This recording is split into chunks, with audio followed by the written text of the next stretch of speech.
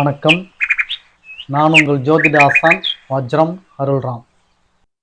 உறவுகளே, யோகம், நிறைய யோகங்கள் இருக்கிறது. இந்த யோகத்திலே மிகவும் சிறந்த யோகங்கள் என்று சில உள்ளது. அதில் ஒன்றுதான் இந்த லட்சாதிபதி அல்ல, கோடீஸ்வரர் அல்ல, பில்லியனியர் ஆகக்கூடிய யோகத்தை கொடுக்கக்கூடிய கிரகம் எது, எந்த பாவகத்தில் அமர்ந்து அந்த யோகத்தை கொடுக்கிறது, அந்த யோகத்தை பெறுவதற்கு நாம் என்ன செய்ய வேண்டும், இந்த யோகத்தினால் கிடைக்கக்கூடிய பலன்கள் என்ன, இப்படி இது போன்ற நிகழ்வுகள் அத்தனையும் இந்த பதிவில் நிறைந்திருக்கிறது.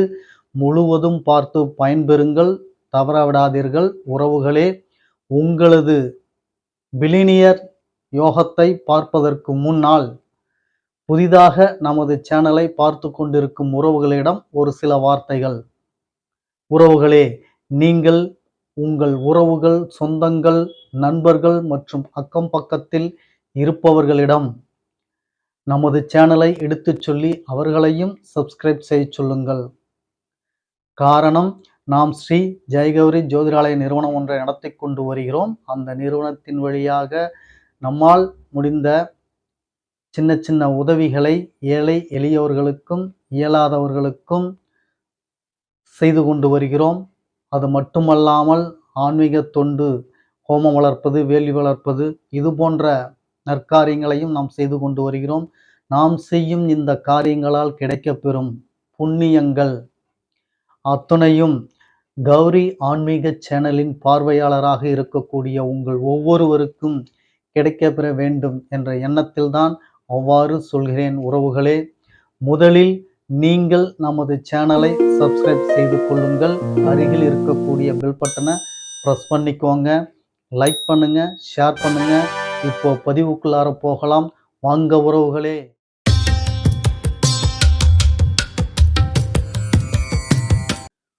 உறவுகளே, பில்லியனியர் யோகம். இந்த பில்லியனியர் யோகம் என்னங்க ஐயா? லட்சாதிபதி யோகம், கோடீஸ்வரர் யோகம் இப்படிலாம் சொல்லுவாங்க. அதையும் தாண்டி நீங்க பில்லியனியர் யோகம் என்று சொல்லியிருக்கீங்க அப்படின்னு சொல்லி நீங்க கேட்பது எமக்கு புரிகிறது. பில்லியனியர் யோகம் என்பது என்ன அப்படின்னு சொல்லி கேட்டீங்கன்னா, ஒருவருடைய ஜாதகத்தில் 2ஆம் அதிபதி தான் பொருளாதாரத்தை கொடுக்கக்கூடியவர். பணம், பொருளாதாரம் சொல்லக்கூடிய பணத்தை கொடுக்கக்கூடியவர் 2ஆம் அதிபதி.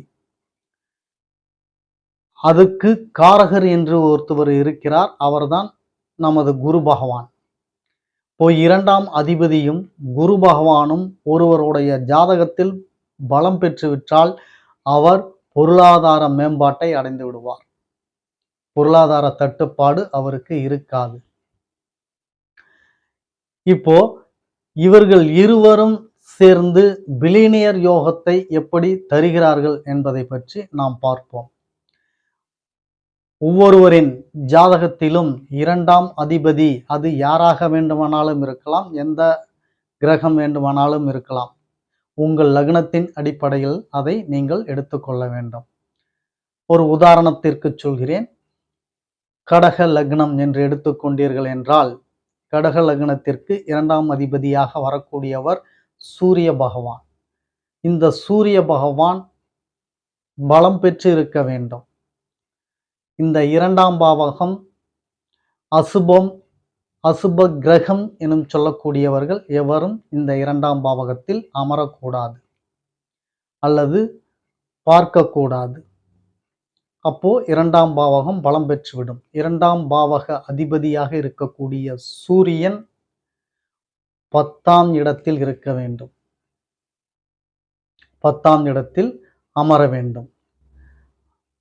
அப்படி 10ஆம் இடத்தில் அமர்ந்த சூரியனை குரு பகவான் பார்வையால் பார்க்க வேண்டும்.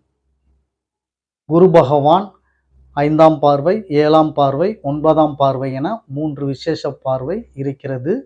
இந்த குரு பகவான் இந்த 3 விசேஷ பார்வையால் எந்த பார்வையில் பார்த்தாலும் சரி, 2ஆம் அதிபதிக்கு குரு பகவானின் பார்வை போய் சேர வேண்டும். 2ஆம் அதிபதி 10ல் அமர வேண்டும்.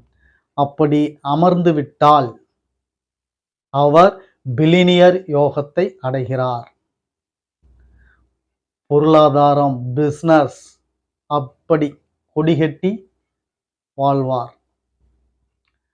இந்த அமைப்பு அவ்வளவு சிறப்பான ஒரு அமைப்பு அப்படின்னு சொல்லலாம். சரி, இந்த பில்லினியர் அமைப்பு, இந்த யோகம் இருந்துவிட்டால் சரிதானா என்று நீங்கள் நினைத்து கொண்டு இருப்பீர்கள். இதையும் மீறிய ஒரு விஷயம் இருக்கிறது. அதுதான் உங்களது லக்னம். பில்லினியர் யோகம் உங்கள் ஜாதகத்தில் இருக்கிறது. அதை அனுபவிக்கும் யோகம் உங்களுக்கு இருக்க வேண்டும் இல்லையா? அதுதான், அதை கொடுக்கக்கூடிய இடம்தான் உங்களுடைய லக்ன பாவகம். லக்னமும் லக்னாதிபதியும் 2ஆம் இடம் போல், 2ஆம் அதிபதி போல் பலம் பெற வேண்டும். அசுபம் கலக்காமல் இருக்க வேண்டும். லக்னத்தை அசுபர் யாரும் பார்க்கக்கூடாது, அசுபர்கள் இருக்கக்கூடாது. லக்னாதிபதியோடையும் அதே போல் லக்ன அசுபர்கள் யாரும் இணையக்கூடாது. லக்னாதிபதி அஷ்டம ஸ்தானத்தில் அமரக்கூடாது, அதாவது மறைவு ஸ்தானத்தில் அமரக்கூடாது.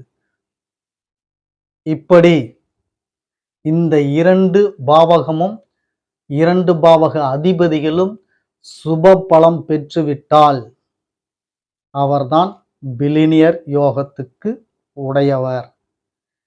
பில்லினியர் யோகத்தை அவர்கள்தான் முழுமையாக அனுபவிக்க முடியும். இப்பேற்பட்ட பில்லினியர் யோகம் கோடியில் ஒரு சில பேருக்கு தான் அமையும். எல்லோருக்கும் இது அமையாது. சரிங்கய்யா, அப்போ அந்த பில்லினியர் யோகம் அமைவதற்கு நாங்கள் என்ன செய்ய வேண்டும் என்று கேட்டீர்கள் என்றால், நீங்கள், நான் முன்பே சொல்லியுள்ளேன், என்ன பிராப்தம் வாங்கி வந்திருக்கிறீர்களோ அதை தான் நீங்கள் அனுபவித்து போக முடியும். புதிதாக நீங்கள் எதுவும் வாங்கவோ இழக்கவோ முடியாது என்று நான் ஏற்கனவே சொல்லியிருக்கேன். அப்போ உங்களுக்கு இயற்கையிலேயே பில்லினியர் யோகம் உங்களுக்கு இருந்து நீங்கள் அந்த பிராப்தத்தோடு பிறந்து விட்டீர்கள் என்றால் அது இயல்பாகவே நடந்துவிடும். அந்த தசாபுத்தி காலங்களில் கண்டிப்பாக நீங்கள் பில்லினியராக ஆகிவிடுவீர்கள். அந்த யோகம் இல்லாமல் பிறந்து விட்டீர்கள் என்றால் அந்த யோகம் உங்களுக்கு கிடைக்காது. ஆனால் உங்களது சந்ததிகளுக்கு கிடைக்க வைக்க முடியும். நீங்கள் செய்யக்கூடிய பரிகாரத்தின் வழியாக உங்கள் சந்ததிகளுக்கு அது போய் சேரும். உங்கள் சந்ததிகள் பில்லினியர் யோகத்தில் பிறக்க முடியும். அதற்குண்டான பரிகாரங்கள் இருக்கு, சொல்கிறேன். உங்களுக்கு 2ஆம் அதிபதி எவராக வருகிறாரோ அவர் யாருடைய நட்சத்திரம் வாங்கியிருக்கிறாரோ அவர் குரு பகவான். இந்த 3 பேயர்களையும், அதாவது இந்த 3 கிரகங்களையும் நீங்கள் வியாழக்கிழமை தோறும் குரு ஓரையில் வழிபாடு செய்து வர வேண்டும். என்ன வழிபாடு செய்ய வேண்டும் என்றால், வழக்கம்போல் நாம் செய்யக்கூடிய வழிமுறைதான். அதில் ஒரு மாறுதல் மட்டும் உண்டு. என்னவென்று கேட்டீர்கள் என்றால், நாணயம், தங்க நாணயமும் பச்சை மஞ்சள், இவை 2ஐயும் நீங்கள் பூஜையில் வைத்து, குரு பகவான் உங்கள் ஜாதகத்தில் இருக்கக்கூடிய 2ஆம் அதிபதி, உங்கள் 2ஆம் அதிபதிக்கு நட்சத்திரம் கொடுத்தவர். இந்த 3 கிரகங்களையும் நீங்கள் நினைத்து, எமக்கு பொருளாதார தோஷம் இருந்தால் விலகிவிட வேண்டும், எமது சந்ததிகள் பொருளாதாரத்தில் மேம்பட்டு வர வேண்டும், அதற்கு நீங்கள்தான் அருள் புரிய வேண்டும் என்று அந்த கிரகங்களுக்கு நீங்கள் வேண்டும் பொழுது அந்த கிரகங்கள் சாந்தம் பெறுவார்கள். நீங்கள் செய்த பாவத்தின் விளைவாகத்தான் அந்த கிரகங்கள் பாதிப்படைந்து பொருளாதார தட்டுப்பாட்டை கொடுத்திருக்கிறார்கள்.